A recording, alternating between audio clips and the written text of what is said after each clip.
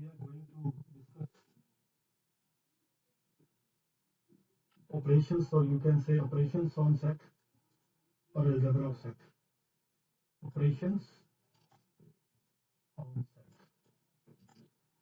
So before taking the operations, मैं एक छोटा सा टॉपिक आपको बताना चाहूंगा, that is a Venn diagram. Venn diagram क्या होता है? Venn diagram basically is the graphical representation of the sets. तो जो यूनिवर्सल सेट तो मैंने बताया था, उसको कैपिटल यू से डिनोट करते हैं. Universal set will always be represent as a rectangle और ए स्क्वायर. और if you have any set A and B between them, that is subset of U, so you can take as a circle. तो ये circle बनेंगे ऐसे, ये set ए हो गया, ये सेट बी हो गया, ये सेट सी हो गया. So and you can take the element like that. So Venn diagram is basically the graphical representation of the sets. तो देखिए, अब हमारे पास जो अलजेब्रा है, ये वेन डायग्राम किसकी मैं यूज करूंगा और आपको बताऊंगा कि वेन डायग्राम से भी हम बहुत सारी चीजें सॉल्व कर लेते हैं. तो सबसे पहले हम अलजेब्रा के अंदर, ऑपरेशंस के अंदर वी हैव, मैं पहले लिस्ट आउट करूंगा कि what are the operation you have. सबसे पहले हमारे पास है union. Second is the intersection.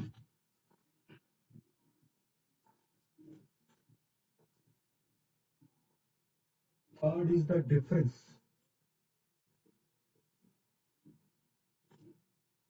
Correct? No symmetric difference are there.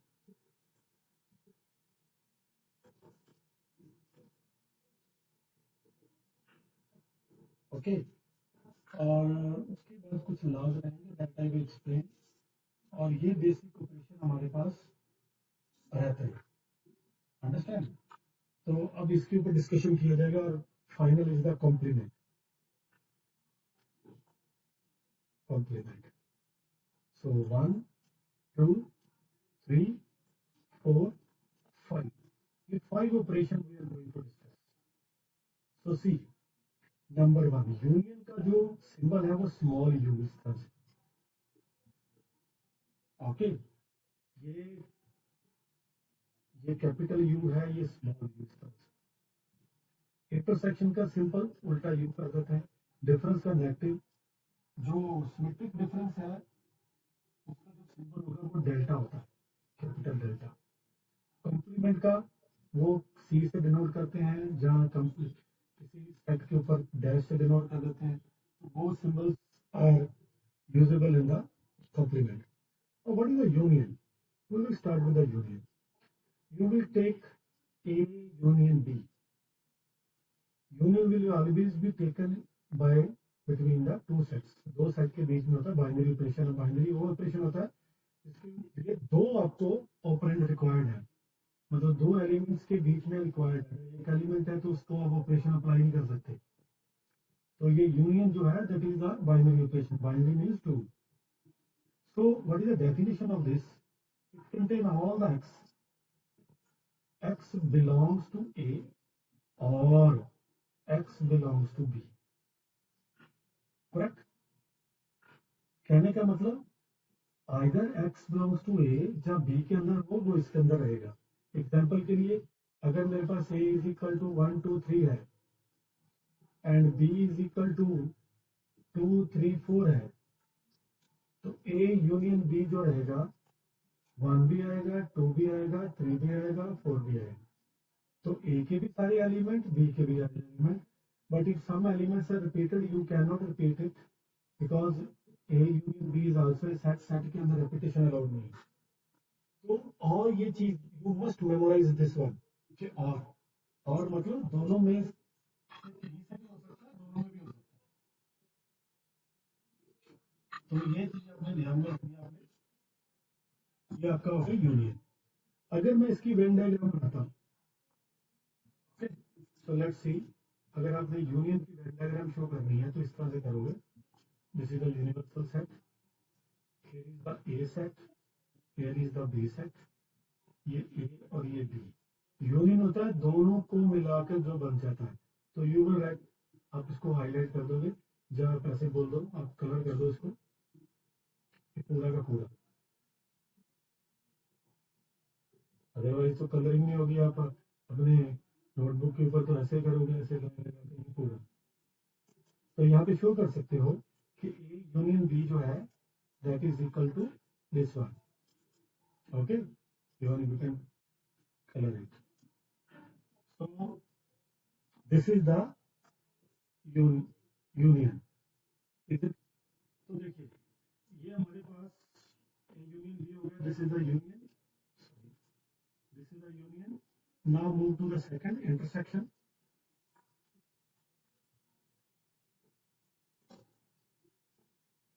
Intersection हमारे पास बेसिकली क्या है कि हम we will put it is also binary operation, A intersection B, it will take contain all the x belongs to a and this is important, and x belongs to b, दोनों में होना चाहिए।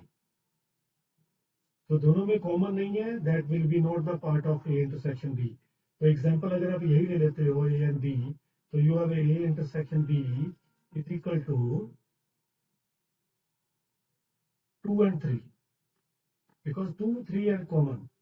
तो अगर आप इसकी वेन डायग्राम बनाते हैं, वेन डायग्राम बनाते हैं आप इसकी, तो ये ए और ये बी है, दिस इज द इंटरसेक्शन। तो you can show A intersection B is equal to like this Venn diagram. Understand? Third one is the difference. Difference में a minus b, it contain all the x belongs to a and x does not belongs to b। जो x a minus b में है वो a का तो element होगा पर वो b का एलिमेंट नहीं होगा। How? Like a is equal to 1 2 3, b is equal to 2 3 4। तो जो a minus b रहेगा that will be is equal to A में से बी के जो एलिमेंट है वो निकाल दीजिए। तो ए और बी के कॉमन है 2 3, बी को माइनस कर रहे हो तो यू आर गेटिंग ओनली 1। तो you will understand more if you I will get B minus A. So B minus A, B में से ए के कॉमन एलिमेंट निकाल दीजिए, यू विल गेट 4। अगर आप वन डायग्राम से बताएंगे, so what you will see here, a b, ये आपके पास हो गया जी a माइनस बी, और ये आपके पास हो गया b minus A. Understand? Any doubt? तो देखिए ये हमारे पास next fourth one that is asymmetric difference.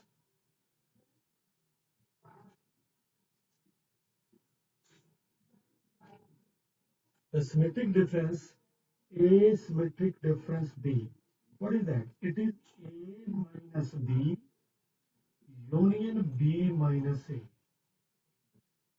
Means अगर आप ये देख लो कि यूनिवर्सल सेट में से, नहीं सॉरी, A यूनियन B में से A union B low that is combined, उसमें से माइनस कर दो A इंटरसेक्शन B।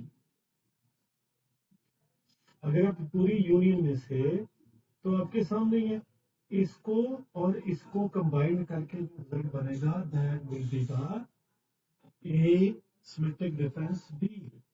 तो अगर मैं एग्जांपल लेता हूं, ये सेम एग्जांपल लेता हूं, तो एसिमेट्रिक डिफरेंस बी, क्योंकि ए माइनस बी हमारे पास है 1, इसका यूनियन लेना है बी माइनस ए से 4, तो फाइनली यू विल गेट 1 4। तो जो आपस में कॉमन नहीं है उसको छोड़ के that will be the symmetric difference. बात यह है कि जो ए सिमेट्रिक डिफरेंस बी जो होगा that will be B symmetric difference A. इसको कम्यूटेटिव लॉ बोलते हैं। आगे जाकर मैं इसको आपको एक्सप्लेन भी करूंगा। Understand? So last one is the fifth one, complement.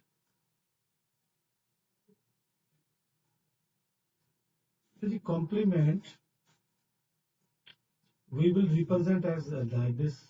So what is the meaning of that? X belongs to will contain all the x.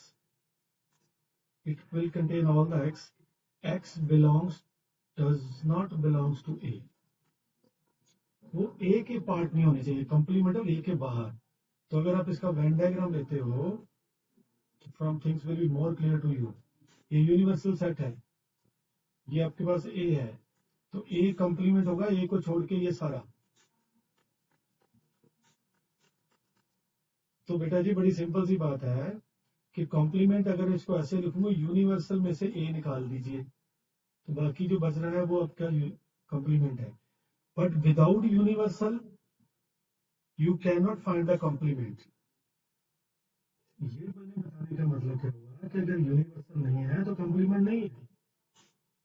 Means अगर आपके पास यूनिवर्सल है, यूनिवर्सल आपने ले लिया नेचुरल नंबर, जैसे कोई यूनिवर्सल 1 2 3 4 5, मान लीजिए ये आपके पास 1 2 है, तो इसका जो कॉम्प्लीमेंट रहेगा, ए कॉम्प्लीमेंट होगा, दैट विल बी 1 2 को छोड़ के बाकी सारा यूनिवर्सल 3 4 5. अंडरस्टैंड? तो फंडामेंटल लॉ, सबसे पहला लॉ जो हमारे पास है वो identity. Identity law, identity law, correct. What is identity law? It is basically, अगर आप किसी सेट के साथ फाई का यूनियन लेते हो तो result will be A. Phi के अंदर तो कोई एलिमेंट नहीं है, तो यूनियन लोगे तो वही एलिमेंट आ जाएगा. अगर आप ए का इंटरसेक्शन लेते हो यूनिवर्सल के साथ तो result will be A. This is the first law. The second is the domination law. What is that? अगर ए का यूनियन लेते हो यूनिवर्सल में के साथ तो यूनिवर्सल ही आ जाएगा. अगर ए का इंटरसेक्शन लेते हो फाई के साथ तो रिजल्ट फाई, मतलब जिसके साथ गए वही बन गए, डोमिनेट हो गया, जिसके साथ गए उस वही बन गए. तो यूनियन लोगे यूनिवर्सल के साथ तो यूनियन बन जाएगा. इंटरसेक्शन लोगे क्योंकि फाई में और ए में कुछ कॉमन है, तो फाई के अंदर कोई एलिमेंट नहीं है, तो intersection will be phi. Very simple. Third is the idempotent law. Idempotent law. So idempotent law means if A union A is equal to A, अगर A का यूनियन लोगे A के साथ तो ये will be A. The second is, अगर आप A का इंटरसेक्शन A के साथ लेते हो तो you will get A. This is the idempotent law. Correct? Fourth one is the complementation law.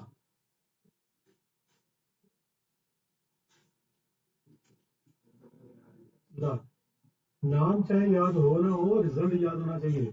अगर आप ए का कॉम्प्लीमेंट कर देते हो, कॉम्प्लीमेंट को हम सी से भी डिनोट करते हैं, बाहर से भी डिनोट कर देते हैं, करेक्ट. तो आप ऐसे ही कर सकते हो, ऐसे ए का कॉम्प्लीमेंट किया, उसका फिर कॉम्प्लीमेंट कर दिया, then you will get A again. Understand?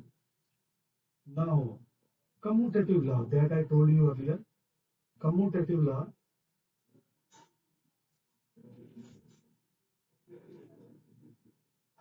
Commutative law, A union B is equal to B union A. कोई रिजल्ट में फर्क नहीं पड़ेगा, इधर you taking A union B और B union A. Okay. Next one is the intersection के साथ भी ये रिजल्ट ट्रू है. A intersection B is equal to B intersection A. Now next is the associative law. Associative law, correct. So A union B union C will be is equal to A union B union C. अगर B का C के साथ union लेते हो then you will take union A के साथ, या ए का बी के साथ लेते हो then union, result will be same, correct. तो सिमिलरली अगर बी का सी के साथ इंटरसेक्शन लेते हो देन ए के साथ, जहाँ ए का ये हमने सेम ले लिया, ये आप इस तरह से ले लो, और ए का बी के साथ इंटरसेक्शन फायदे लीजिए, फिर सी के साथ लीजिए, result will be same. This is associative law. The next is very very important, next is very very important, that is distributive law.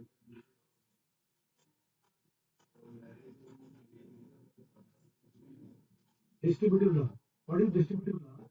Means अगर आपके पास A intersection B union C हो, तो A का इंटरसेक्शन B के साथ, बीच में union, then A का intersection C के साथ, means A intersection B, in between union A intersection C, the distributive. It will be reverse also. अगर यहाँ यूनियन ले लो और अंदर आपका इंटरसेक्शन हो, तो this will become A union B, A union B, intersection A union C, correct. सो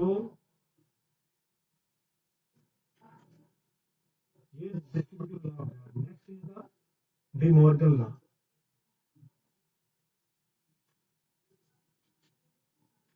तो De Morgan law, what is the De Morgan law?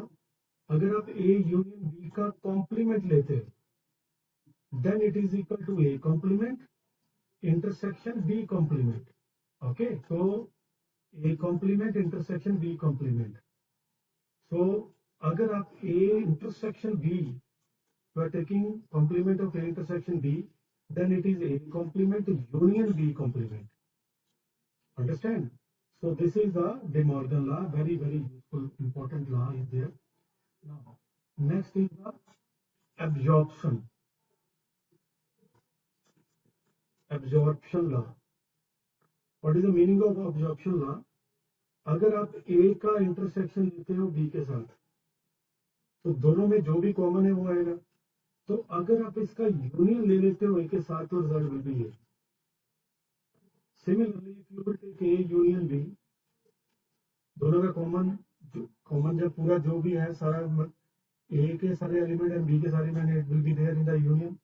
But if you will take the intersection with A, then result will be A. This is the absorption law. Now last one is the complement laws, correct? So if A union A complement, so then result will be universal, and A intersection A complement, result will be phi. Understand?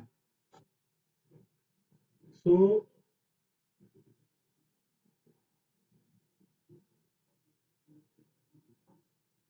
देखिए,